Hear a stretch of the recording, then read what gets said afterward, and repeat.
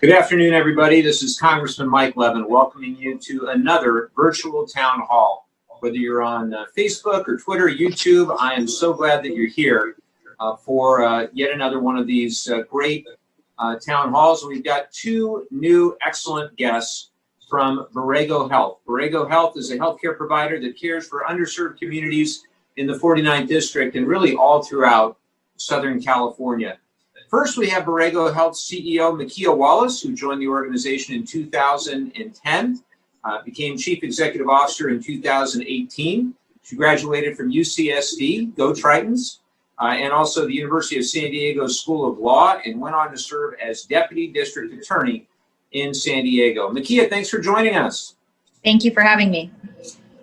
We also have Dr. Edgar Bullock, who has been heading Borrego Health's efforts to mitigate the spread of COVID-19 as chair of their COVID-19 task force and command center. Thanks for joining us, Dr. Bullock. Great to be here. Thanks for having me as well.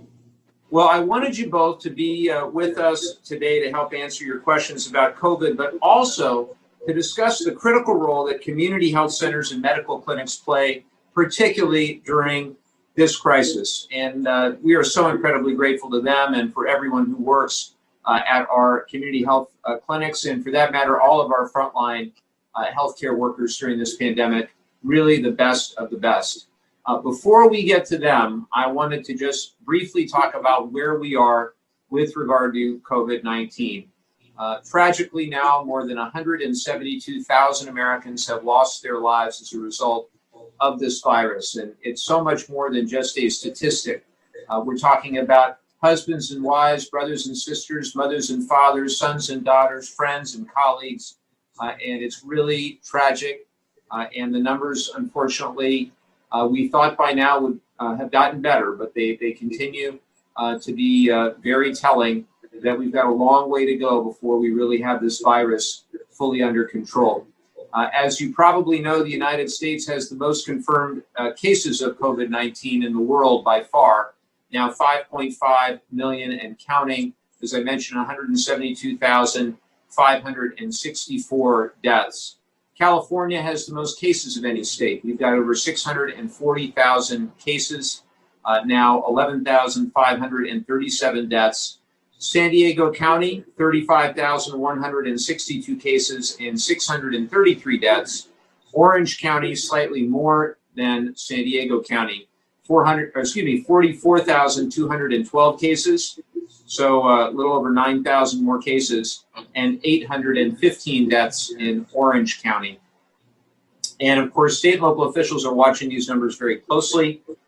They are weighing how and when to reopen, and one of the metrics that they are using is whether counties have kept the number of new cases reported over the last 14 days to less than 100 per 100,000 residents. State officials, as you may have seen, announced yesterday that they removed San Diego County from the state's watch list after multiple days of San Diego County being below that 100 per 100,000 threshold. According to the San Diego Union Tribune, which wrote today, the action starts a 14-day countdown during which the region must avoid crossing any of 6 thresholds that, if they persist for 3 days in a row, would land the county back on the list. Provided San Diego County's daily COVID-19 numbers remain below state set maximums for 2 weeks, 2 consecutive weeks, K through 12 schools will be able to resume in-person instruction at the discretion of local school boards. But getting off the list does not mean San Diego County businesses, churches, or other organizations forced to operate outdoors can suddenly move back indoors. Additional state approval will be necessary for an indoor migration, and so far, the state has been silent on when that may come about.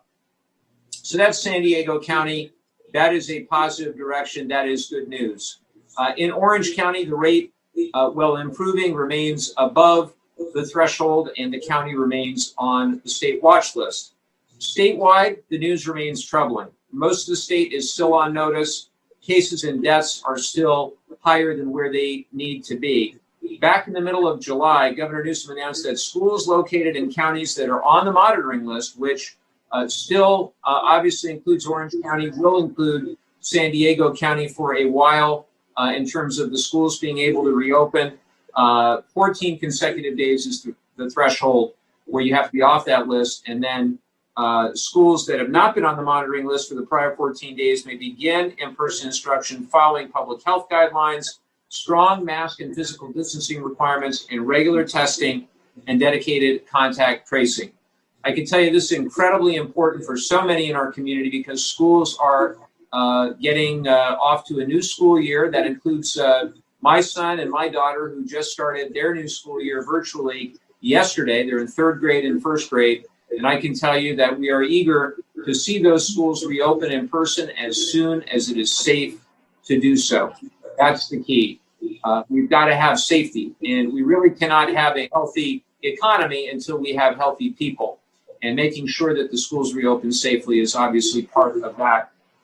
So the best way we can continue to achieve the reductions that we need to get our counties off the monitoring list, to keep them off the monitoring list, is to follow the public health guidelines that we all know about. Wear your masks, socially distance, only go out when it's necessary, and generally wash your hands as often as you can. Don't touch your face, et cetera, et cetera. The things we know work. And for whatever reason, there's a certain segment of our population that still refuses to do that very basic, follow those very basic steps to make sure that we contain the community spread. I will do everything I can to continue to work in a bipartisan way to solve the health crisis and the economic crisis that we face. And make no mistake, we have now worked for the better part of 6 months in a bipartisan way. First, in the very beginning of March, with the development of a vaccine, $8 billion.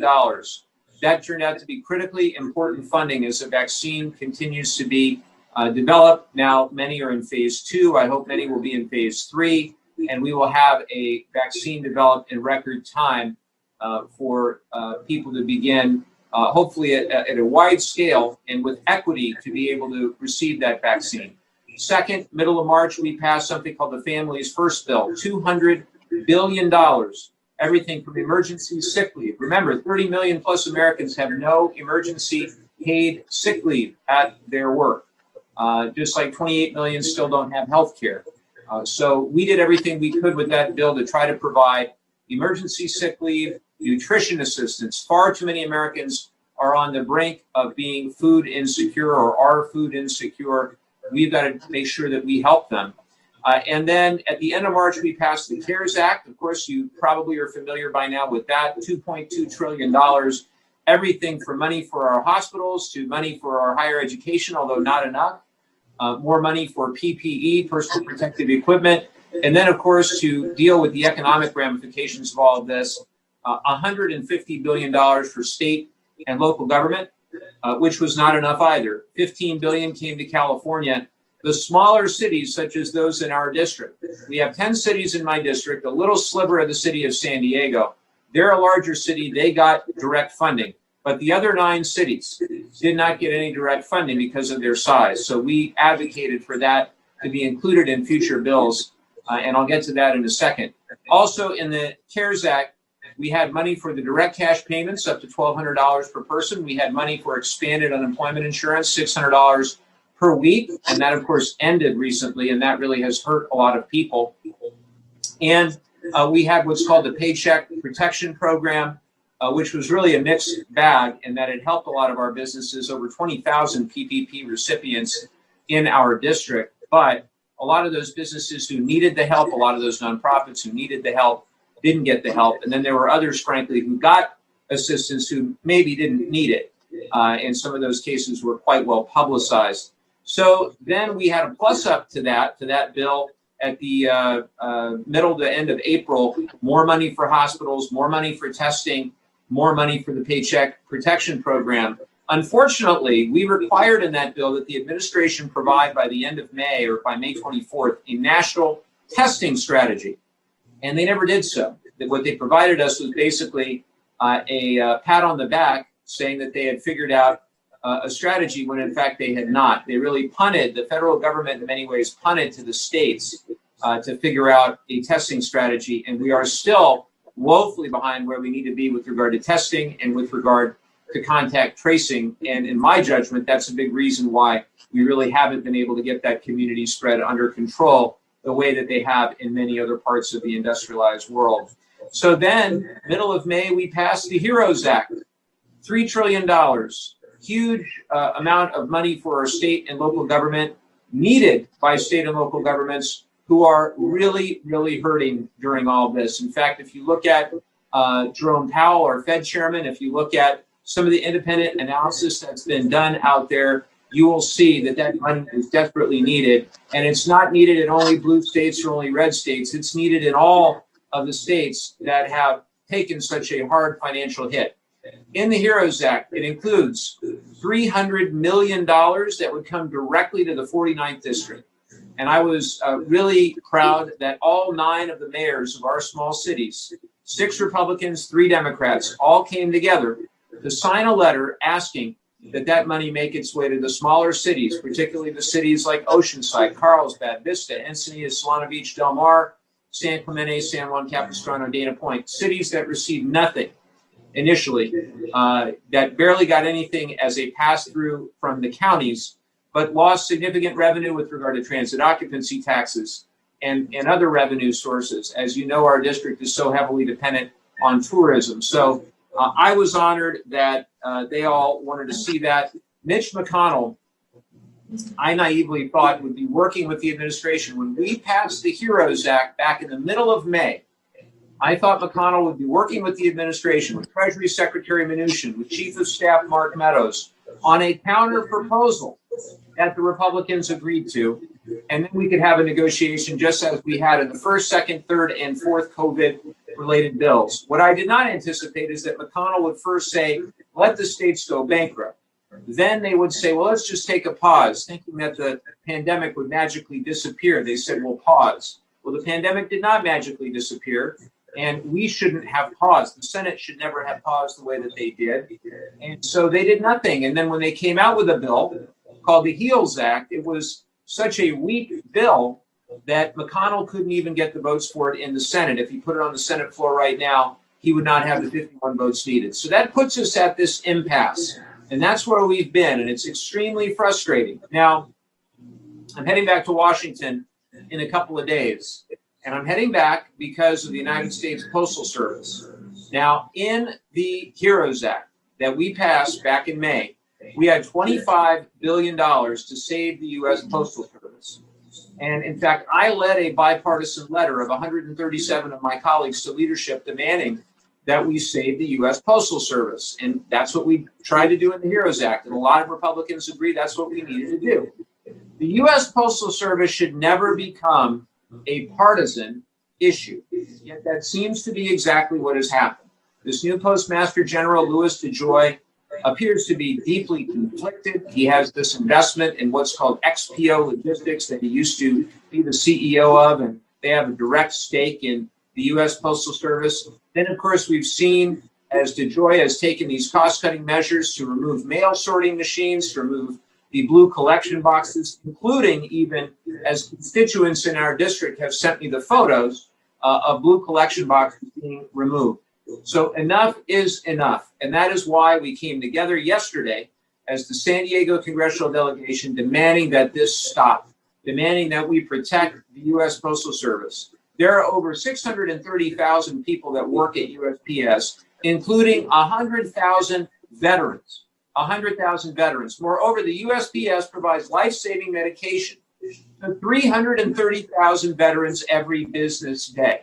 We are talking about 120 million prescriptions a year. So for anybody to care about veterans and to allow 330,000 veterans potentially go without their life-saving medication is simply unacceptable. So DeJoy is going to be testifying before the Senate on Friday, before the House the following Monday. And on Saturday, we're going to be voting. We're going to Washington to vote on a $25 billion line of credit for the United States Postal Service. Now, why are they in such a financial jam? 2 reasons. Number one, you go back to 2007, there was legislation that was signed into law by George W. Bush that did two things. It capped the revenues that the USPS could collect, and it obligated them to prepay 75 years of pension liabilities. 75 years of pension liabilities. Ever since 2007, the USPS has had a hard time meeting that obligation as imposed by the Congress and by President George W. Bush. Then the pandemic hit, and the USPS, by the Trump administration's own estimate, lost $22 billion in 18 months. Is what they're supposed to lose as a result of this. And their own people said they needed $25 billion. That's where we got those numbers. So for them now to say that this is somehow a partisan thing, I guess it is in the sense that the president has openly said he wants to prevent mail-in ballot processing at the USPS, which is just unbelievable. We're in the middle of a pandemic. No one should have to choose between their health, their well-being, and voting, ever. It's absolutely ridiculous, and I'm going to keep fighting for the USPS. So, before I hand it over to Ms. Wallace and Dr. Bullock, I want to highlight once again how important clinics like Borrego Health are. Community health centers provide care for some of our most vulnerable neighbors, including those who are low income, uninsured, or homeless. It is critically important that they continue their work. While many large healthcare providers have received federal aid, the first allotment of that funding that was allocated by the Department of Health and Human Services was based on providers' Medicare population, meaning that many community health centers, such as Borrego, with low Medicare volumes, did not receive the support that they truly needed. And without the funding they needed to cover their unreimbursed healthcare-related expenses or lost revenues attributable to the COVID pandemic, some health centers could be forced to close altogether. I know others were forced to lay people off. It is an unbelievably tragic situation. So I led a letter to the Secretary of Health and Human Services, Alex Azar, highlighting the need for more funding for our community health centers. I was honored that more than 70 of my colleagues signed on to support that letter. And as I said, health clinics like Borrego are incredibly important, and I am so proud to have these two distinguished guests with us today. So with that, I'll turn it over to Mikia Wallace. Take it away. Great. Thank you so much. And thank you, Congressman, so much for your support. It was very critical in getting us through what has been an incredibly unprecedented time. We launched our COVID Clinic Command Center back on March 6th. And really, as many watching today will remember, the world really fell apart a week later on Friday the 13th when schools shut down without any kind of clear sense of when they would reopen. And we really struggled at that point to find enough PPE to keep our clinics open, but we were, because of, in part, the support from you and members of Congress and our elected officials at all levels, able to keep the vast majority of our clinics open, and fortunately the majority of our staff employed, although we did have some heartbreaking losses as well. Borrego Health operates over 50 sites of care across 3 counties in Southern California. Last year, in 2019, we saw over 260,000 patients. And so we're very proud to be part of this solution to the COVID-19 pandemic. Our patients, as you mentioned, are some of the most vulnerable people who are our neighbors and loved ones. The populations that we serve are historically marginalized, people who do live in poverty. Borrego Health is also the recipient of a specific grant designation for migrant and seasonal agricultural workers who were also significantly impacted by the effects of the pandemic as well. And so we've been very fortunate to be able to continue to serve, particularly as it relates to being able to provide COVID-19 testing. As an organization, we've performed over 20,000 tests since the beginning of the pandemic, and been able to test a number of people both in our clinics, which in northern San Diego County, we have a large site in Escondido. So we've been able to test a large number of individuals in our clinics, as well as in community testing events using our mobile pop-up solutions. Some of our staff have had to get pretty creative and definitely have been warm in this latest heat wave, standing outside in their full PPE with face masks and gowns to conduct testing for people in a drive-through setting, but that's just one of the many ways that community health centers really have been able to innovate during this time to continue to provide care to the communities that need us. Another way that we've been able to innovate is by being able to provide services by telehealth and by telephone visits. And so many of our patients who have pre-existing or chronic conditions who require regular touch points with their primary care provider are able to continue to receive care as a result of the expanded access to telehealth that was made available for community health centers back at the beginning of the pandemic too. So that's been something that's really important to our communities and really important to us as a healthcare provider.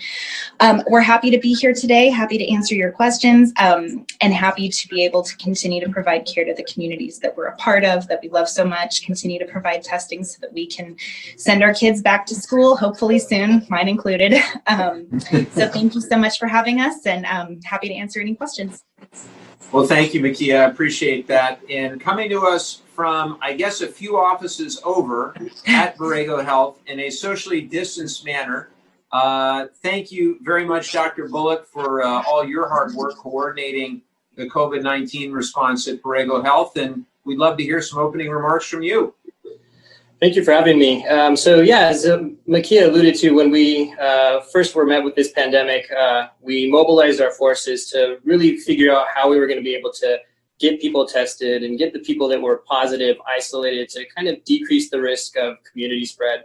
So it was our efforts to build these mobile strike teams and take them out to places that don't usually get medical services to get that patient population taken care of. So we've been successful in that. As Makia had said, we have tested over 20,000 people in our clinics alone. Of those 20,000, 3,000 have come back positive. As you mentioned during your opening remarks, the numbers have gone down over the past several weeks. Our clinics as a whole as well have seen that. We reached a peak at the end of July as far as our numbers went. We were about a 12% positivity rate back in July, and now that number has decreased to 6%. And I'd like to contribute some of that decreased number at least to the stronger participation in the community to standard precautions like mask wearing in public, hand hygiene, and physical distancing. So those are really key things that we as a community can do to help keep our numbers decrease, and so make sure that the people affected with COVID goes down and the deaths attributed to COVID goes down as well. So that's really what I'd like to focus on. I'm happy to answer any questions that anybody has regarding COVID symptomatology or anything that they need to do if they're concerned about COVID. Well, I think lots of people are concerned about COVID, Doctor, and I'm grateful to you for joining us today, for taking a bit of time with us. We've got a bunch of questions, including a number of them for you and Makia, and I'll start with Jane in Oceanside, who asks, is Borrego offering COVID tests in North County or South OC? Where do you go to get one, and how long does it take to get results? Yeah, thank you for that question. Borrego Health does offer COVID-19 testing at all of our clinics, including at our Escondido clinic, which is just right there in downtown Escondido. So I encourage all of those watching today to go to our website, which is Borrego Health, BORREGO health.org, for a full list of our clinics, including their hours of operation and instructions on how to make an appointment. But we do provide that service at our Escondido clinic.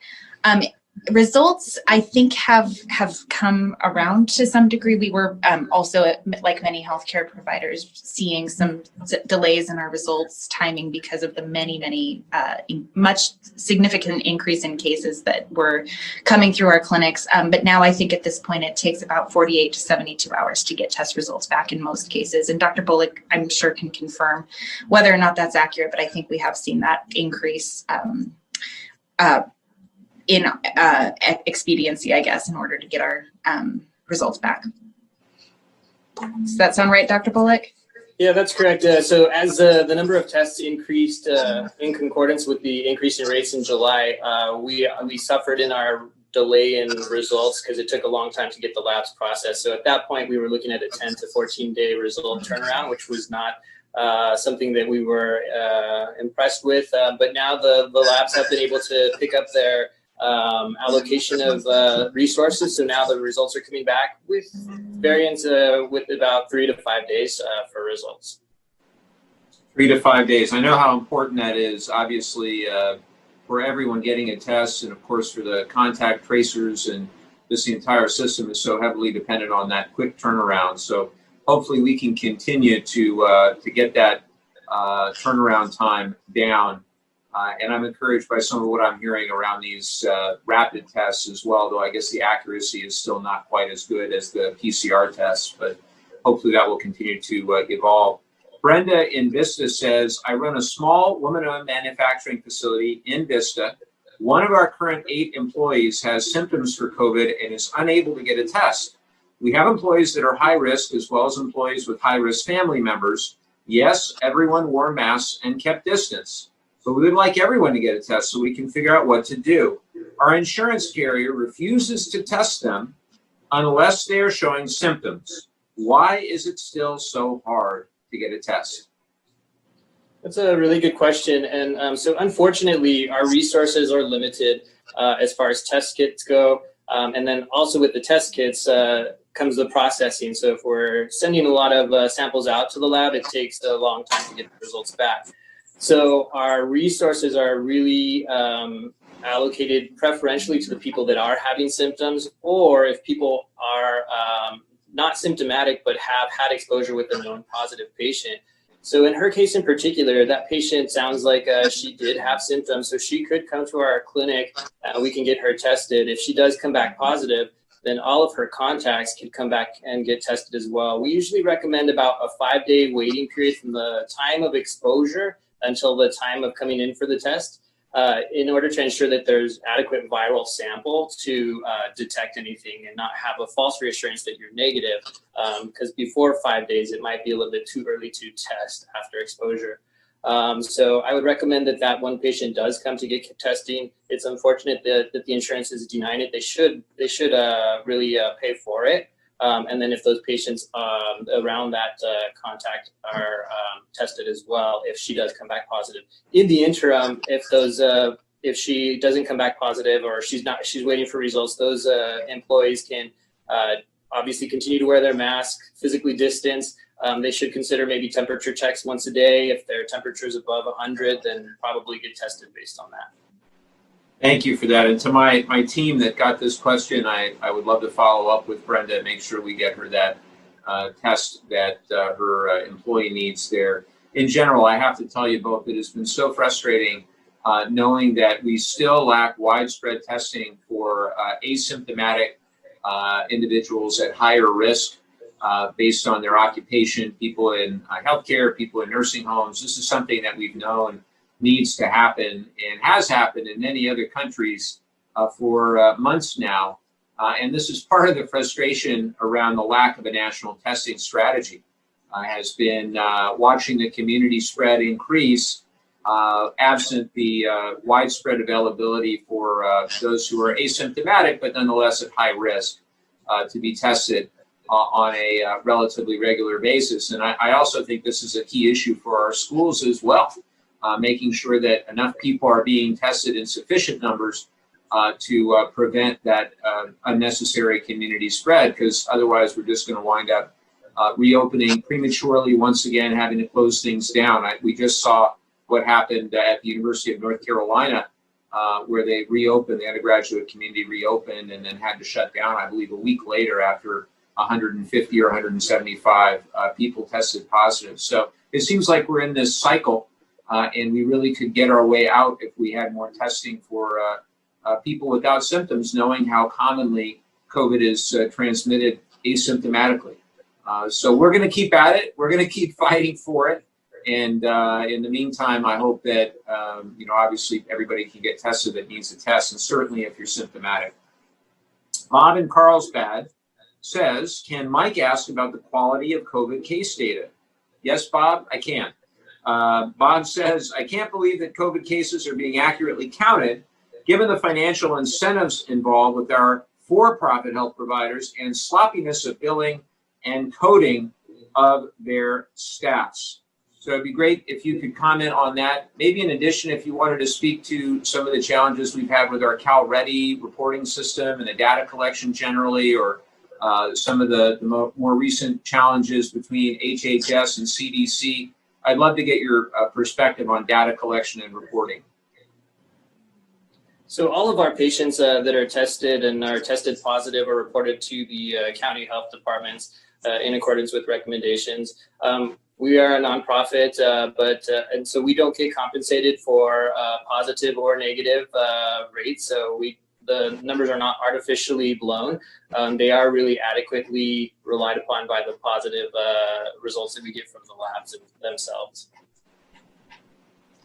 Well, I have to tell you what is also frustrating. I don't just mean to vent this entire hour, I promise, is that we are trying to make decisions, sound public policy decisions on the basis of good data. And if the data is flawed, or if the agencies like HHS are not giving us the information that we need, it becomes very difficult. As an example, reopening schools in a safe manner, looking at that 100 per 100,000 over the trailing 14 days. If you don't have good data, it's tough to make those decisions in a prudent fashion. So I am very hopeful that the issues that we've seen, whether they be in Sacramento with the CalReady system or whether they be in Washington, D.C., as they unfortunately took the responsibility away from CDC and gave it to HHS, inherently a more political entity under Azar than CDC under Redfield, all was disappointing. And I'm hopeful that we'll have transparency and accountability, and that's what we're going to fight for in the House. Joe in Vista says, my workplace is 350 square feet with no ventilation. 2 people with masks work in this office. The public visits throughout the day to make payments. We have an option to accept payments through a mail slot in the door to let people into the office. Both workers are in their mid-70s. Is it safe to let people into the office? That's a great question. So there's 3 C's that we should be avoiding with COVID. So contained or small spaces and close contact. So in this patient, or in this case in particular, it sounds like they don't have a very well ventilated system. And so if they're successful in being able to accept these payments through the mail-in slot, I definitely would avoid exposure, especially in their instance of 2 people over 70 are in the vulnerable population, so more prone to more adverse effects of COVID. So if they can, for as long as they can, if they can continue that route and have the least amount of exposure to the public as possible, that would be in their best interest. They could also consider investing in a HEPA filter to keep things, the air filtered a little bit better in that small contained area. Well, I'll be flying on Friday, Doctor, and they will have their air filter. United has a partnership with Clorox and the Cleveland Clinic, which I'm encouraged to see that. I'll tell you when I get on that airplane. But nonetheless, Joe, that does not sound like the ideal work environment right now for COVID. Now, if I could only get all of my colleagues to wear masks in the House of Representatives, I'd feel better about my own work environment. But I know now that they have to wear masks on the floor, or the sergeant at arms will escort them away. And unfortunately, that wasn't the case even the last time we were in Washington. So I will be watching carefully to make sure all my colleagues have masks on this time. Sandra in Escondido, and this is an excellent question that I'm hearing from a number of people. I just lost my employer-provided health insurance, but haven't found any other source of insurance yet. And her specific question is, can I still get care from Borrego, and will I receive a huge bill after? Yeah, that is a really great question, and one, unfortunately, that we're also receiving a lot and frequently lately. As a federally qualified health center and as part of our mission statement, Borrego Health will see any and all patients regardless of their ability to pay. So we do provide a sliding fee scale for uninsured patients specifically. It's based on annual income and family size. And so for those individuals who qualify for the sliding fee scale program and bring their documentation in to support application for that program. We have waived all of the nominal and discount fees for our patients who qualify for COVID-related care and also for non-COVID related care, just in recognition of the fact that this is a devastating and really difficult economic time.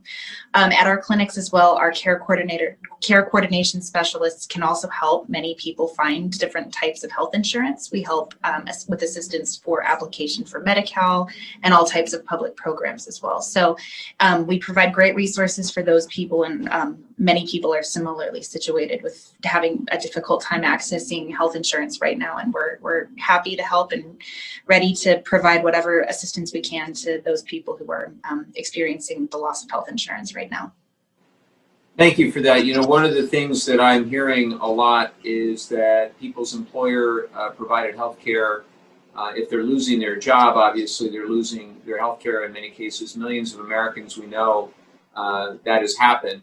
We've got 28 million Americans that are currently collecting unemployment insurance right now. We've had 20 weeks where we've had anywhere from 960,000 people on up applying for unemployment insurance. And what I also know is that over 500,000 people have tried to get on the ACA during this time.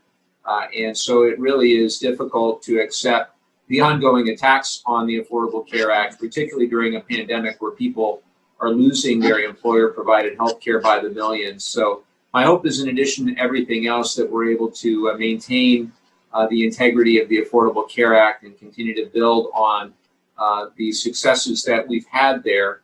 There are 47,000 people in our district alone that rely on the ACA for coverage. So I also hope that we're able to do everything COVID related for free, whether it be testing or treatment, the eventual administration of the vaccine. Cost should not be a barrier in a public health crisis of this magnitude. And we're going to keep fighting for all the COVID-related care to be included and free. This is a public health crisis. This is not something that we should be debating about. We need to make sure that we're protecting the lives of the American people right now. And unfortunately, this administration, with its ongoing attempt to undermine the ACA, has really not done that. But I'm very grateful to community health centers such as Borrego for what you're trying to do to make sure that we fill those gaps to the extent they exist in the healthcare system. And I think that this entire pandemic is a reminder of the tens of millions of Americans who continue to lack health insurance and the need to do all we can to aspire to cover them with quality and affordable health care as quickly as we can.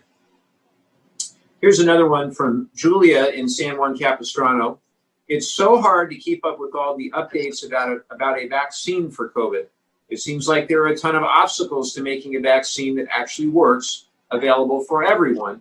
Do you have any idea when we'll be able to get a vaccine and get life totally back to normal? So just an easy question for you, Doctor. Right. No problem. Yeah, it's a really good question. And traditionally, vaccines take years and years to develop and ensure that they're safe and effective. And so in these unprecedented times, it's going to be remarkable to have a vaccine developed in less than a year.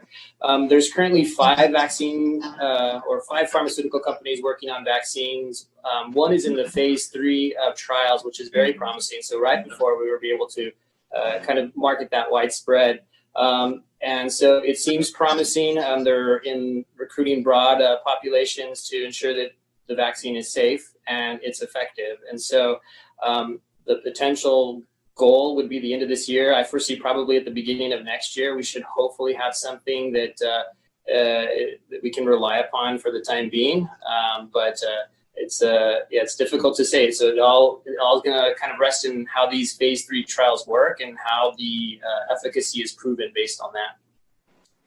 Well, and my great hope is that the early investment, again, the $8 billion that Congress passed back at the beginning of March, will yield significant dividends down the road. I am concerned by a couple things. One is the transparency and accountability around Operation Warp Speed, and specifically some of the multi-billion-dollar awards that have been given to some of the companies, particularly companies that have never before brought to market a successful vaccine.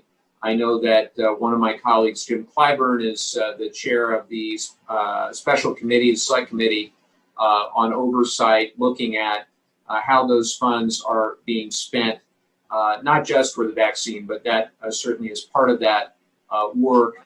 I am always concerned when I see people that appear to be engaged in getting very, very wealthy very quickly off their stake in some of these companies.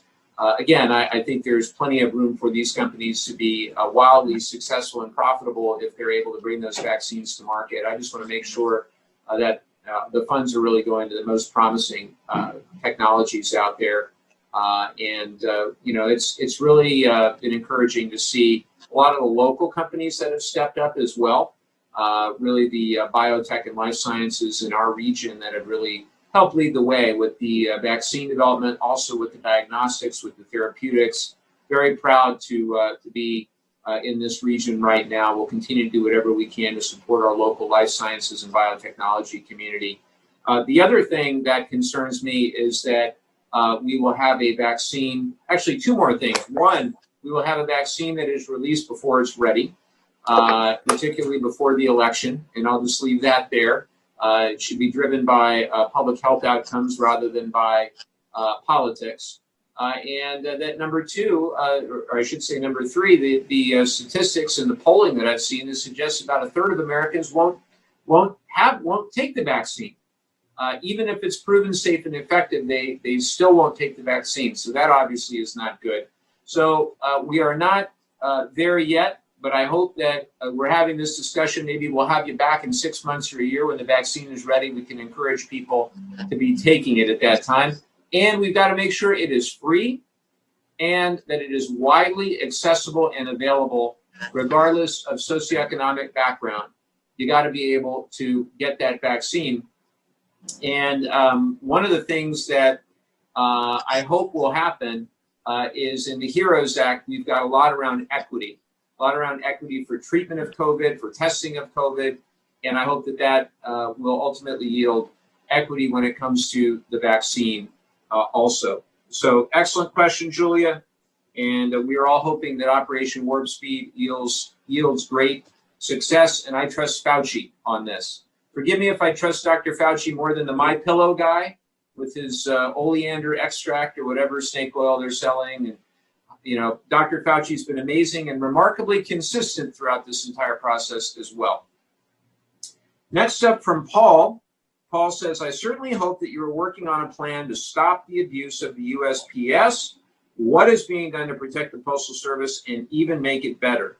Well, Paul, absolutely. We are working very hard to protect the U.S. Postal Service from what I see as sabotage from this new Postmaster General, DeJoy.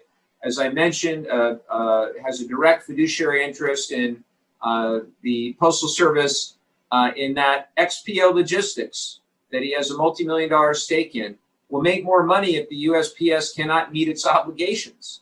And so that is a huge conflict of interest, perhaps a conflict of interest too great for him to have been named Postmaster General in the first place. He also was a massive donor to the president's reelection, which will on its face not disqualify and certainly adds to that conflict of interest that I think may be too great for him to overcome. And then, of course, we saw as the mail sorting machines were being removed, we saw as the blue collection boxes were being removed, the overtime being rejected, trying to say that mail-in ballots could no longer be charged at the bulk mail rate, but rather would be full first class. And we have fought back, and we had events all across the country. I'm so proud of my colleagues. We had events everywhere saying, protect the USPS, don't mess with USPS, including in San Diego when the entire congressional delegation from San Diego, along with several local elected officials, came together in front of the Midway post office there and said, we're going to stand up for our workers.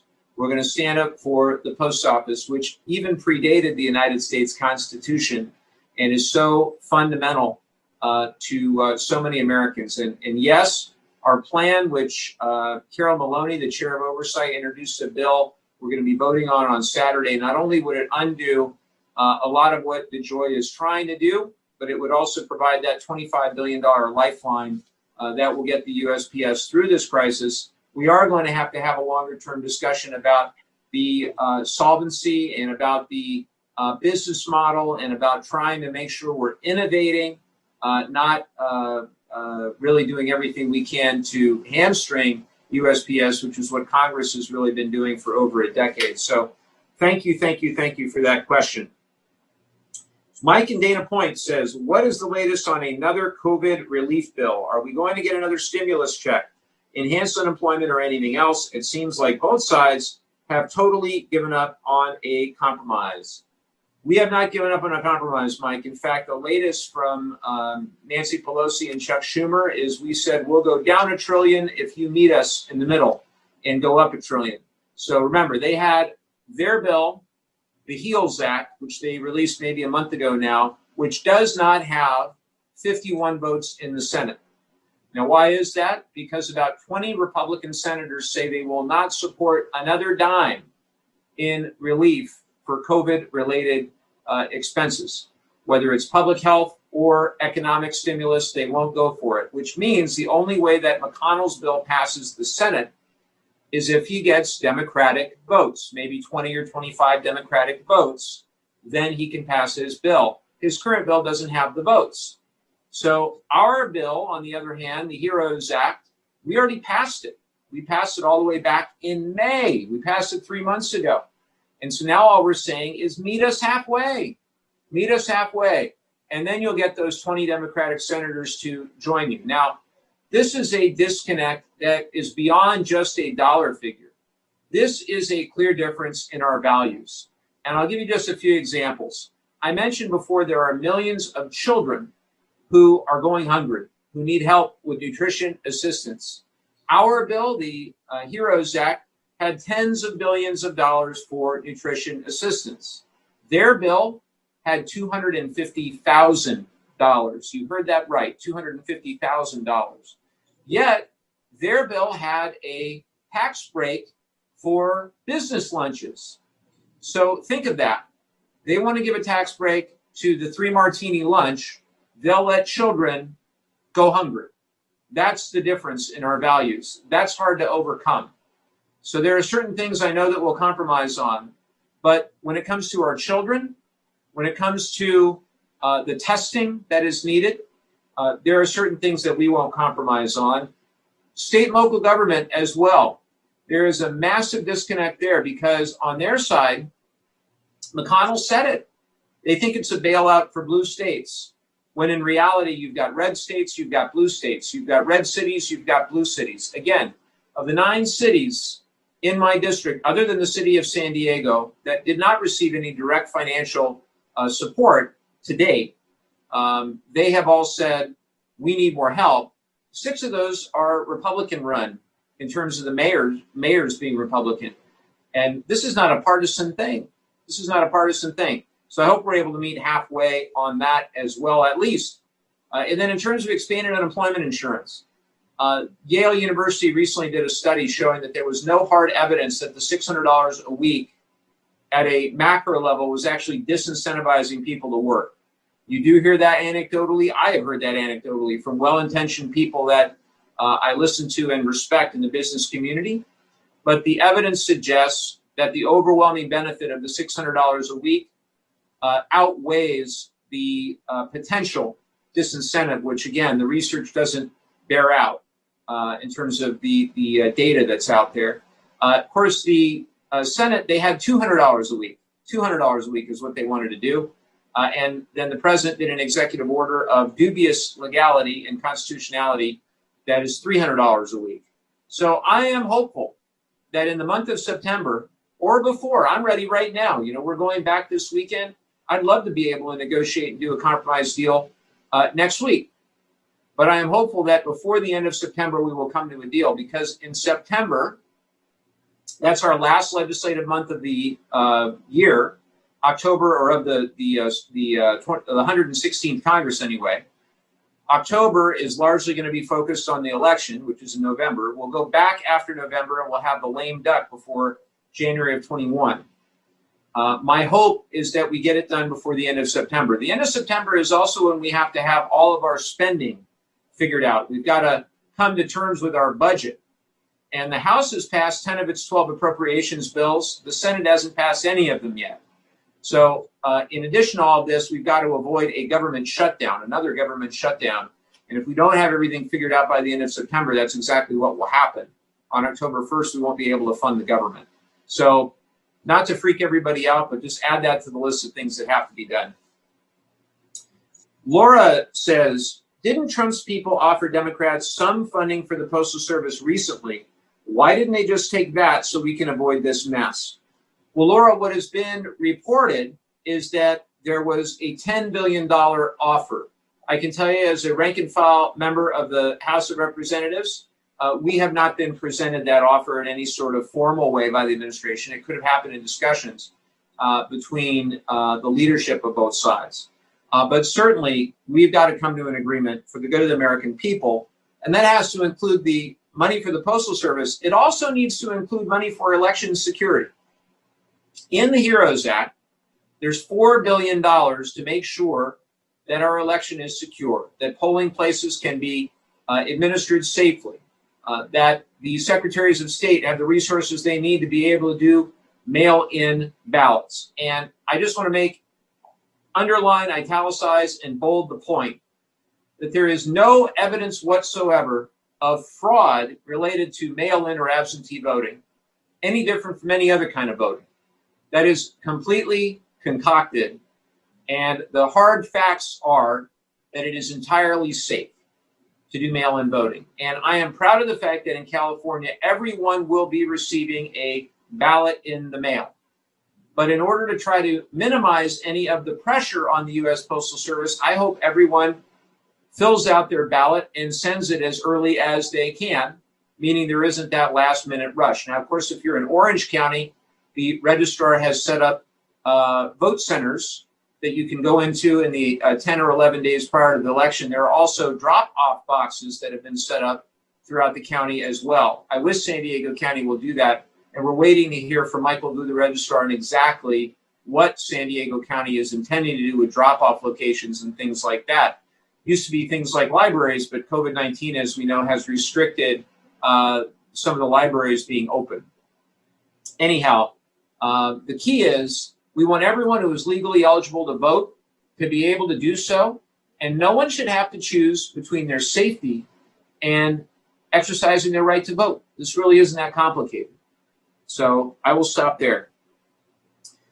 Here's another question. This is from an anonymous constituent. Is it true that if we went back to a total shutdown for a few weeks like we had back in March and April, that we could basically eradicate COVID? Doctor? I wish that were the case. I do believe if we did go to a complete shutdown, we would definitely see a decrease in numbers, obviously. Eradication, I think I don't think we're going to be able to achieve that point at any point in the near future, regardless of how strict the isolation precautions are. I wish that we could, but unfortunately, I don't see that happening. Nonetheless, though, it's not to emphasize the importance of staying physically distanced, wearing your mask, and only going out if it's absolutely necessary. Thank you for that. Jonas in San Clemente asks, it seems like a lot of people still aren't wearing masks or taking other precautions that we're supposed to do. Why not have a mask mandate? Well, I think we should. And I would like to see it at the federal level. We already have one in California. The question is one of enforcement. And the Orange County Sheriff, who I know, nice person, we get along. I don't always agree with everything, but he's a reasonable enough person. They have said, we're not the mask police.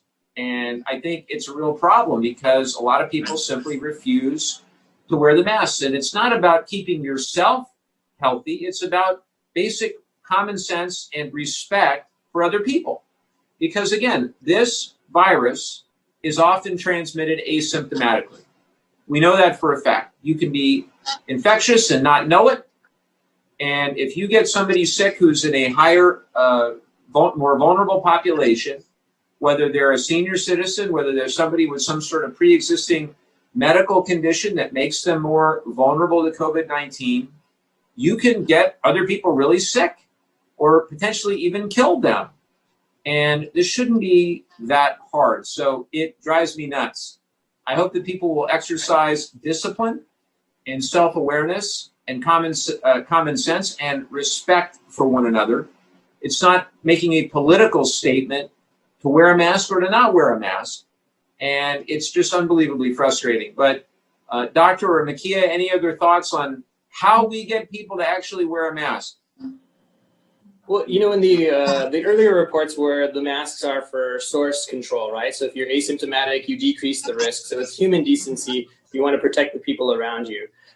There are now current studies, too, that show that it's quite possible that by wearing a mask, you decrease the inoculant. And so if you do come across somebody that has COVID and they cough on you, while yes, the mask is not going to filter every single viral particle, it can decrease the amount of viral particles that you're inhaling. And that might lead to perhaps a decrease in the severity of disease. So you do have a twofold factor. So just kind of emphasizing that and just the human decency behind it. You want to protect those, even if you are healthy and not part of the vulnerable population, you would want to protect the people that are vulnerable. Yeah, and I think also Dr. Bullock and I are trying to lead by example. Last week, in recognition of National Health Center Week, we distributed to our staff our branded masks, these. Oh, very nice, very We're nice. choosing not to wear them today because they muffle us and we're socially distant in separate offices, but we are asking that our staff lead by example and show our patients just how important it is to wear a face covering in compliance with the law and also for their protection and protection of the people they come into contact with as well. So I'll put you both on the spot, and you don't have to answer this. What do I say to one of my colleagues who said the other day that he thought that the mask actually gave him COVID? What do we say to him? Is there any hope? I don't know. That may be a question for Dr. Bullock. It sounds clinical in nature. I know that I've heard all kinds of things like masks causing Legionnaire's disease and all kinds of crazy claims that I can't corroborate, even though I'm surrounded by doctors all the time. But I think the science, as a non-doctor, non-physician, I believe the science demonstrates that masks are an effective way to protect ourselves and others. And it's important that we wear them in recognition of the fact that we are really trying to curb the spread of the virus and get things back to as normal as possible. And I would just add to that there are studies that prove there is an improvement or a decrease in the spread of COVID, and there haven't been to date no proven cases of COVID coming off of surfaces like a mask. And so your odds are more in your favor to stay protected if you wear a mask. I may need to bring you to Washington to share that word. I'd be happy to do it. All right, Sam. Well, we'll do it when it's safe to do it. Emily in San Diego asks, are we ever going to be totally back to normal, or will we always have some COVID cases permanently, like the flu? Excellent question. That is an excellent question. I don't believe that COVID will ever be completely eradicated, unfortunately.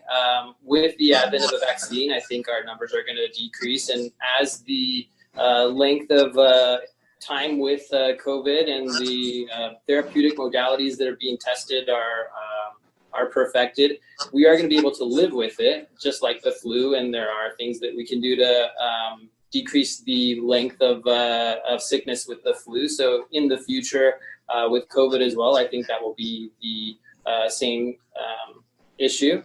But as far as eradication completely, unfortunately, no. I think COVID is here for the foreseeable future. But I do feel like as we get further along, though, we're going to be able to live with it a little bit better. Thank you for that. John asks, why are Democrats still talking about the HEROES Act if it's clear that it's never going to pass the Senate? Shouldn't you just move on and work on a compromise? Well, that's what we've been doing. Again, we threw out there at least 2 weeks ago, we will meet you halfway. That's what our side said. We will meet you halfway. And rather than meeting us halfway, they just turned their back on the negotiation altogether. We think that our bill meets the needs both of the public health crisis and the economic crisis that we face, and their bill falls woefully short of either. And we want to make sure, for example, again, that we do not bankrupt state and local government, that we've got the testing resources that we need, that our schools have the resources that they need, et cetera, et cetera. And you go line by line in our bill, and we're willing to have that compromise and that dialogue if they're willing to meet us reasonably halfway. And they said, no, forget it. So we talked about it for a few reasons. Number one, we've had our act together for 3 months. We passed our bill. They cannot pass their bill. And rather than trying to somehow walk away from the negotiating table without meeting us halfway, we're encouraging them to do exactly that. And I think we are willing to have that dialogue, willing to have that negotiation, as we did on the first bill, the second bill, the third, and the fourth, where we worked with them on a bipartisan basis to get a positive result for the American people that was up to the challenge. And I'll give you an example. That $8 billion initially for the vaccine, the Trump administration wanted $1.25 billion. That's what they wanted. So if we wind up with a vaccine before any other nation or before we otherwise would have because of that early money, just remember the Trump administration's initial request was $1.25 billion of new money and $1.25 billion of existing funding to be directed towards COVID-19. And we said, no, that's not good enough. And we came to an agreement around $8 billion. So it is important that we continue to fight and stand up for our values about what we think is right, both for the public health response and for the economic response. And that's what we're going to keep fighting for.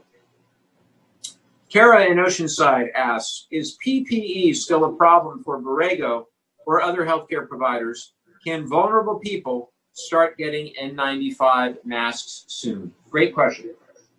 Yeah, that is a great question. Back in March, FQHCs like Borrego struggled significantly with being able to find PPE of all types, including gloves, masks. Today, we have been successful. It seems like the supply chain has opened up significantly, and we've been successful in being able to stockpile around 4 weeks organization-wide. With the anticipation of surges of cases in the fall and in the winter to align with flu season, though, we're going to need it. In terms of whether or not vulnerable people can start getting N95 masks, my understanding is that they should be available to purchase online at this point. I think I've seen some freedom there, although I think Dr. Bullock would jump in and say that that's maybe not the best choice for preventing the spread of COVID. But certainly our PPE situation is far less dire than it was back in March. We're feeling like we're in better shape today. That is great news. And how about with regard to the N95 masks and making them more readily available? Any thoughts on that? So I do believe you can purchase N95s online. As an organization, we are trying to conserve our N95s. In prior years, I would use an N95 for one procedure and dispose of it. And now I have to keep my same N95 for weeks on end, which isn't the best way. So our organization supply of N95s, unfortunately, we don't have the luxury to be able to provide to patients that may need it. It's also important to note there are some N95s that are available for purchase that have a valve on the end, which I don't recommend because while that is good for preventing you from getting COVID, that little valve can expel droplets and make you more of a potential risk if you are asymptomatic. So try and avoid, if you are going to buy N95s online, the N95s that have the little valve on it. But at this point, I believe you can buy N95s online. But yeah, like I said, I don't think we would be able to offer them to our patients just because we're still using and reusing our N95s. Well, and of course, not to be a broken record, but our HEROES Act actually has substantially more funding for PPE for our frontline medical workers, also hazard pay, a lot of things that I think would go a long way towards helping our frontline communities, and that certainly includes our community health centers that were largely left out of CARES. Certainly were left out of the formulas as the CARES Act funding was distributed to Medicare providers more than Medicaid. Another one about the post office. This is a very big topic. I think we're going to have somebody from the Postal Service come join us next week. But Stephen asks, if Congress can't pass any legislation to help the Postal Service, what's going to happen? Will it just stop working entirely? I've thought about this a lot. I think that, first of all, I think the House will pass the bill on Saturday to protect the USPS, to undo a lot of what DeJoy has tried to do in his short tenure as Postmaster General, and to provide that $25 billion lifeline to get us through the pandemic. But I do think that the Senate maybe will sit on that, just as they've sat on so much else. Mitch McConnell not even allowing votes on bills like this that I think would have a good chance of passing. Remember, if he were to just move it, we'd need 4 Republicans to get a majority. And I think that there are at least 4 vulnerable Republicans in some of these swing states like Daines and Gardner and Collins and Cunningham, or not Cunningham, but Tillis, who's running against Cunningham, and others in Georgia and Iowa, Ernst and others who I think would probably vote for the USPS bill. But McConnell won't move the bill, just like he won't move the John Lewis Voting Rights Act, just like he won't move a number of things. What we've seen is when McConnell is willing to move common sense legislation, they have a good shot of passing it in the Senate. An example is the Great American Outdoors Act, which was a huge win for conservation, for our parks, for our open spaces, the national parks, local parks, state parks. And McConnell allowed a vote on that, and it passed 73-25 in the Senate with all of the Democrats and about half of the Republicans. And I think if you look at the USPS, if you will only allow a vote. So the pressure needs to continue to be on Senate Majority Leader McConnell just to allow the vote. And I'm hopeful that will happen. Now, if it doesn't happen, I think USPS is going to be in real trouble, particularly if Trump is reelected, because their goal for a number of years has been to privatize the USPS. And specifically, DeJoy personally benefits, his own pocketbook benefits, if the USPS struggles financially and they need to outsource more to XPO Logistics specifically. So he is so conflicted, I think he needs to go. Many of my colleagues agree. If, on the other hand, we have a new administration, a new Postmaster General, and a renewed effort to look long-term strategically at how to position the USPS, then I think we can put it on a much better course moving forward. And I think that's the least we can do for this incredible institution, this pillar of our democracy, literally enshrined in the Constitution, essential for so many critical services, as I've said time and again. So we're going to have to leave it there for right now. We have had just a great time with our guests from Borrego. I want to provide each of them with an opportunity to make a closing statement. Which of you would like to go first? I'll go. All right. I'm in the closer office. Thank you so much, Congressman, for having us. Thank you for your relentless and undying support of community health centers over the years. As you know, last week we celebrated National Health Center Week, and that means that for more than 50 years, the health center movement has been trying to improve the health and the lives of marginalized populations. As we've seen with the pandemic, community health centers play a critical and vital role in really trying to improve the health of the communities that we serve and trying to meet needs that are really so dire, especially in these unprecedented times. So thank you so much for your continuous support of those of us on the front lines working to improve health. And we are here to improve the health of the communities we serve and meet the needs and expand capacity for testing. And we'll get through this together. We're all in it together, and proud to serve and proud to be part of the communities that we are here for. So thank you so much. Thank you, Makia. Dr. Bullock. I wanted to echo Makia as well. Thank you very much for all the support that you have given to the community health centers. We really are safety net facilities for the patients that we serve. We're a last resort for healthcare. And we want to continue to focus on our mission of bringing that healthcare to the people that may otherwise go without. And just for the most important thing we as a population can do to help decrease the numbers of positive cases of COVID is really just adhere to the recommendations of mask wearing. And the 3 C's that you should avoid in COVID are crowded places, confined quarters, and close contact. And so it's really the overlap of those three that we're seeing the most tremendous rates of outbreaks. So really protecting yourself and protecting others is super important to help keep these numbers down. Well, thank you both. I'm so grateful for all your good work and everyone at Borrego. You know, we call it the Heroes Act for a reason. It's to help heroes like you, and you've been on the front lines of this now well over 6 months. My great hope is that we are turning the corner on this virus, although I fear that if we don't follow the public health recommendations, if we don't do what we know will work to reduce community spread, that we're going to have a worse next few months. And it really is on us. I saw recently a op-ed in the New York Times from the author of a book about the 1917-18 influenza pandemic. Basically, this author had said earlier in the year that we had to be very careful not to reopen too quickly. Otherwise, we weren't really going to have two waves. We were just going to have the continuation of the first wave and the expansion of the infection rate, increased infections, increased deaths. And we're looking now at 5.5 million infections and counting, 172,000 deaths and counting. And I think many of us are so deeply disappointed in the lack of leadership from this administration in truly dealing with this pandemic. Here we are now 6 months plus, and we still don't have a national testing strategy. Here we are 6 months plus, and we still don't have a clear path around reopening safely at our schools. Schools are being allowed to do it in some places prematurely. In other places, they are being very prudent and following the science.